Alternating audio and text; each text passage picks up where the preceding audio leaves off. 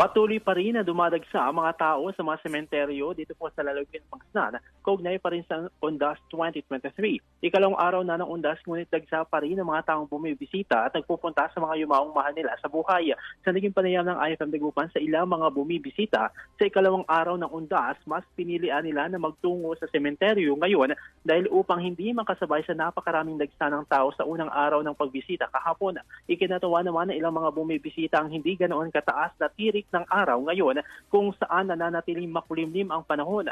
Ngunit may ilan pa ring mga nangangamba dahil baka raw umano biglang bumuhos ang ulan.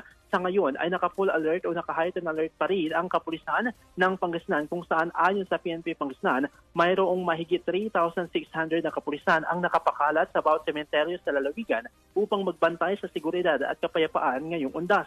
Nakahanda na rin umano ang pamunuan ng bus terminals dito sa Dagupan City upang i-accommodate ang mga bakasyonista at turistang uuwi sa probinsya o umuwi sa probinsya pabalik sa kanilang mga destinasyon kung saan si Rhea Segundo mula pa sa Binmali, Pangasinan ay kailangan na aniyang bumalik sa Pasay dahil sa kanyang trabaho. Matakot lang ang bus na yung alam ko lang. Mga terminal 1. Terminal. Airport. Back to work. Sa Pasay. Sa Pasay.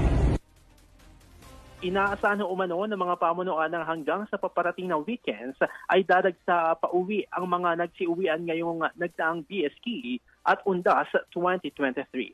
Kasama nyo sa IFM Dagupan para sa Undas 2023 special coverage. Ako sa Idol John Carantotata, RMN.